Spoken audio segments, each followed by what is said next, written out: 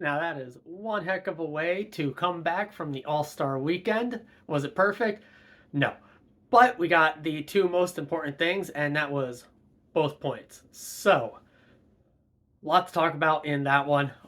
From the fairly atrocious start to bringing it right back to basically dominating almost the entire game until almost getting completely blown out there in the third period and scoring on half of our shots there for the win in the third period. So that was one heck of a roller coaster. I know multiple times there my heart was jumping out of my chest as we got closer and closer to the end of it.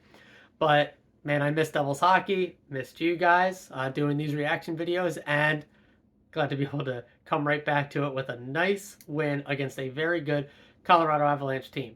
Yes, they do have a very unseasoned netminder in net tonight, which definitely helped our case a little bit, you could say, but that was definitely not the entire story. I'd argue probably the third goal against he could have done better, but maybe one of maybe that fourth goal, but that was a heck of a pass by Nico, not his only one of the game. But getting a little ahead of myself, let's rewind a bit back to the first period. So, it wouldn't be Devils hockey, it wouldn't be the return if we didn't get scored on first. So, of course, Rantanen opens up the scoring off of what I thought initially was Nico just doing a guy a favor. But upon review, at least from what I could tell from what little review angles I did manage to find off of this, nowhere near as good as MSG with, Dano, Erica, Sal, Bill. Nowhere near as good, but take what you can get. And yeah, they didn't really show a lot of replays, at least good angles on stuff, in my opinion, in this. But what really happened was Nico got the puck knocked away. Now, yeah, you want to say maybe Nico should have had some better puck management there, puck handling, maybe bring it back towards the boards instead of middle of the ice, but he was moving it out into a more open area. But instead, it gets knocked off a stick, goes perfectly to Rantanen, who is one of the best shots in the league, and just rips it past Vitek. I don't really blame Vitek there. It was a very bang bang play and a very, very elite shot. Could he have had it? Yeah, maybe. But that is absolutely not on him there at all. Thankfully, while that was very deflating and probably gave a lot of energy to the Colorado team, we come down and score. I think it was about a minute or so later. My opinion, MVP on that play was the primary assist from Mr. Shimon Nemec, who continues to impress. Yeah, he didn't get the goal. Instead, Tierney gets his first as a Devil. Shout out to Tierney. He probably could have had a second one if it didn't hit. I think it was Nosek's skate at one point there in the second period, I believe it was. But yeah, we tie it right back up 1-1. Nemec with just what he does very, very well. Very rarely does he actually, shoot to score, although he does have a few goals at this point. Instead, he's either shooting off the backboards, shooting for sticks, shooting for rebounds, and he is very, very good at that. Only at 19, he is just going to continue to get better at it, and yeah, cannot wait for this kid to continue to mature because it's a sight to behold. I really thought the first period he played very well, and then from there, it was basically all Devils. Yes, there was the Colorado called off goal. Very clear goaltender interference. I think I've talked about it on this channel before. If you're not directly shoved, like I'm talking shoved into the goalie, if you are touching the goalie at all in the blue crease, it's goaltender interference. We've seen them call back on us where like it was skate tip to skate tip, like it didn't even like move his skate, but they just barely clipped. That's goaltender interference if it's in the blue paint. You can be right on top of the goalie if they're out of their blue paint and it's not goaltender interference. It's really all it is. Are you in the blue paint touching them? Goaltender interference. Are you not in the blue paint touching them? Not goaltender interference.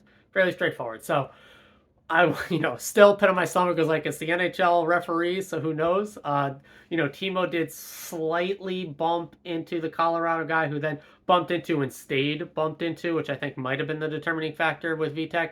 But yeah, they didn't call it back. Had that little butterflies in my stomach feeling of, there was a little touch from Timo there, but it was, in my opinion, like I said, clear as day goaltender interference. Thankfully, the refs agreed. That one gets called back, and then we really just kind of took over the game from there. I'll get into the goals for a minute, going to kind of talk some more big picture stuff here. Penalty kill, I thought played very well. I don't think the Avalanche's power play was the most threatening that they could be. They did have good zone time. They did have some setup plays. Vitek did make a couple of really good stops, one in particular being on Rantanen right at the door front. And so, shout outs to them. They didn't get scored on, so you love to see that.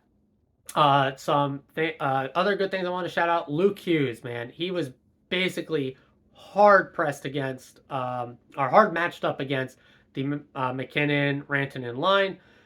He stood up Rantanen one time to possess him of the puck. He had stopped McKinnon multiple times. He won puck battles along the boards against McKinnon.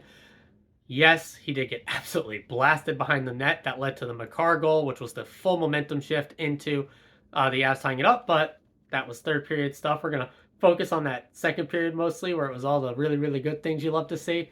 One bad thing out of that second period that I did not like was there a clearing play by Tierney that was basically a full relief valve of all the pressure that the Avalanche were putting on through a power play and after.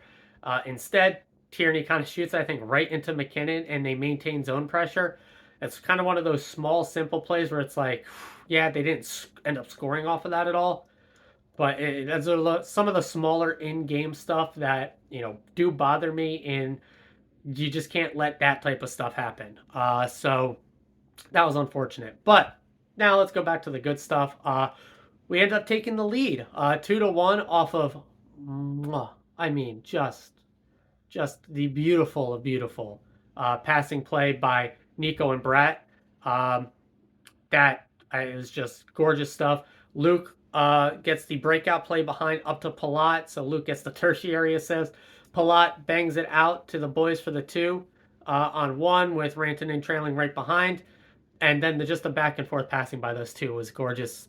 Nico was absolutely on one after, I'm sure he put a lot of blame on himself, basically, having the the puck tapped away for the Rantanen goal. And I think from that moment on, they played well enough. I'm going to put it in those terms because, they still got hemmed in quite a bit by the McKinnon line. It's the McKinnon line. That's just one of the best, probably got to be arguably at least top 3 in the NHL. And they put pucks in net themselves. They outscored the McKinnon line, especially 5-on-5.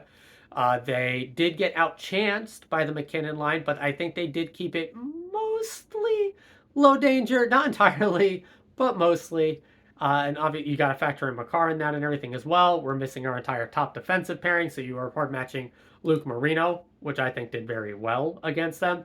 And so it is what it is. No Toffoli in this one. Obviously, we know no Jack. That's your 2 top scorers, essentially, at least goal scorers. Jack probably would be if he was healthy the whole time. Jack would be obviously the top point getter. We know Toffoli is our top goal scorer. So missing arguably 2 of your top 6 at least, if not 2 of your top line, at least offensively. That's a big hit. Still come out there and get it done.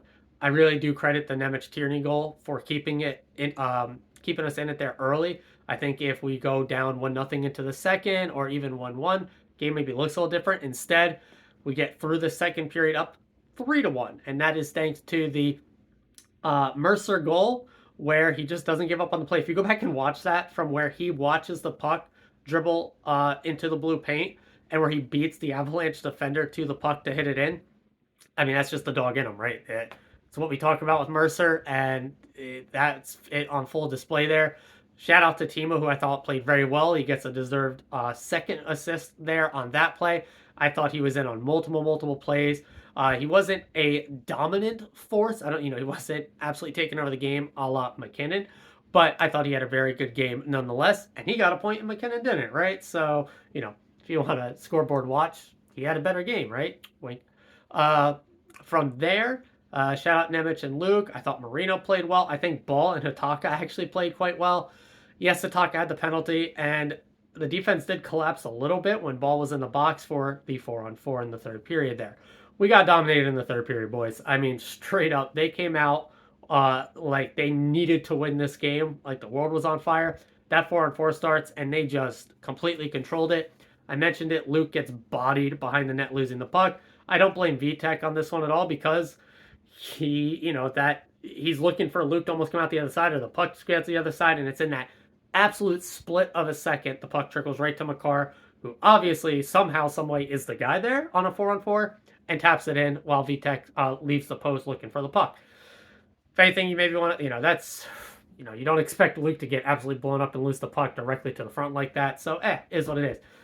The issue then becomes whatever it was, 29 seconds later, with the Gerard goal. Vitek's got to have that one. Maybe you want to say Palat slightly screens him. I don't care. Miller, in my opinion, got interfered with.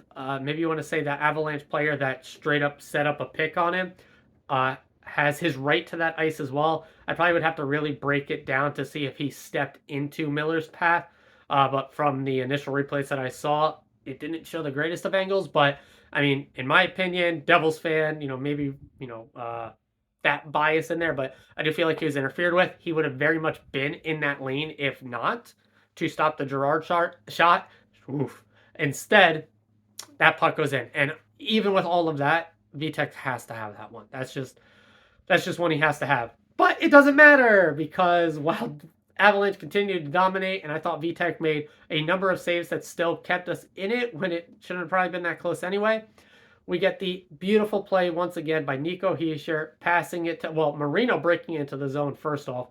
Bratt collecting the puck at the net side to wind it around back to pass it to Nico, who then passes it back to Marino. Goal.